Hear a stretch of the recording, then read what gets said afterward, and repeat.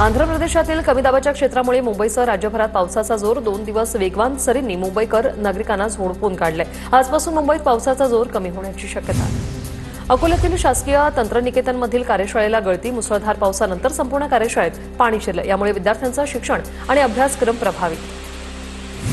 अमरावती जिल्ह्यातील भातकुली तालुक्यात ढगफुटी सदृश पाऊस। साहूर जिल्हा परिषद शाळेच्या वर्गामध्ये पाणी शिरलं। शाळेतील शैक्षणिक साहित्याचं मोठं नुकसान। अतिवृष्टीमुळे यवतमाळच्या उमरखेड, महागाव, पुसद तालुक्यात पिकांचं मोठं नुकसान। तातडीने नुकसान भरपाई देण्याची शेतकऱ्यांची मागणी।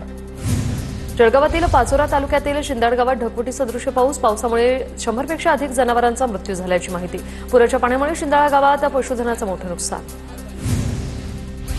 वाशिमच्या शेलू बाजार परिसरात मुसळधार पाऊस। जोरदार पावसामुळे नदी नाले तुडुंबच। दुकानांमध्ये पावसाचं पाणी शिरल्यानं मोठं नुकसान।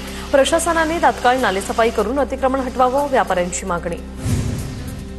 हिंगोलीत मागील काही दिवसांपासून कोसळत असलेल्या पावसानं शेती पिकांचं नुकसान। पावसामुळे सोयाबीन, कापूस, हळद पिकं पाण्याखाली। शेतात पाणी साचल्यानं हळद सडू लागली। करमाळा तालुक्यातील कोर्टी आणि सीना नदीला पूर आलेल्या भागाची तहसीलदार शिल्पा ठोकडेंकडून पाहणी। नुकसान झालेल्या भागातील पिकांचं आणि घरांचं पंचनामे करण्याच्या सूचना। मराठवाड्यातील 1,25,000 लाडक्या बहिणींचा लाभ थांबवण्याची शिफारस। 65 वर्षावरील महिलांनी लाभ घेतला। तसंच एकाच कुटुंबातील एकापेक्षा अधिक महिला योजनेच्या लाभार्थी। अंगणवाडी सेविकांच्या सर्वेक्षणातून माहिती समोर। घरात गाडी असल्याचं कारण देत चिपळूणमधील मोलमजुरी करणाऱ्या महिलेचा लाडकी बहीण योजनेतून अर्ज बाद। ज्यांना गरज आहे त्यांना मदत द्या। आमची एक वेळ पोट भरण्याची कसरत असताना गाडी कुठून आणू? महिलेचा संतप्त सवाल। राज्य सामायिक प्रवेश परीक्षा कक्षाकडून विधी अभ्यासक्रमाची प्रवेश प्रक्रिया सुरू।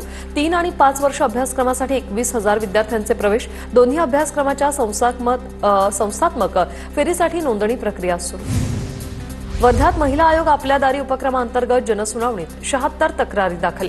बालविवाह रोखण्यासाठी सामूहिक प्रयत्न करण्याच्या राज्य महिला आयोगाच्या अध्यक्षा रुपाली चाकणकर यांच्या सूचना। कोल्हापूरचं अंबाबाई मंदिर आज दिवसभर बंद राहील। अंबाबाई मंदिरात गाभाऱ्याची आज स्वच्छता करण्यात येणार आहे। नवरात्रोत्सवाच्या पार्श्वभूमीवर गाभाऱ्याची स्वच्छता केली जाईल। धाराशिवमध्ये शारदीय नवरात्रोत्सवाची जय्यत तयारी सुरू। पालकमंत्री प्रताप सरनाईक यांनी तयारीचा आढावा घेतला। भाविकांची गैरसोय होऊ नये यासाठी प्रशासन सज्ज। पंढरपूरच्या श्री विठ्ठल रुक्मिणी मंदिरात नवरात्रीची तयारी सुरू। शेकडो वर्षांचे मौल्यवान दागिने गाठवण्याचं काम सुरू। तर नवरात्रीच्या काळात रुक्मिणी माता आणि पांडुरंगाचं रूप दागिन्यांनी खुलणार आहे। धुळे जिल्ह्यात हमाल माथाडी कामगारांचं आंदोलन। विविध प्रलंबित मागण्यांसाठी कामगारांचं 7 दिवसीय आंदोलन। कामगार संघटनेच्या शिष्टमंडळाने जिल्हा प्रशासनाला मागण्यांचं निवेदन दिलं।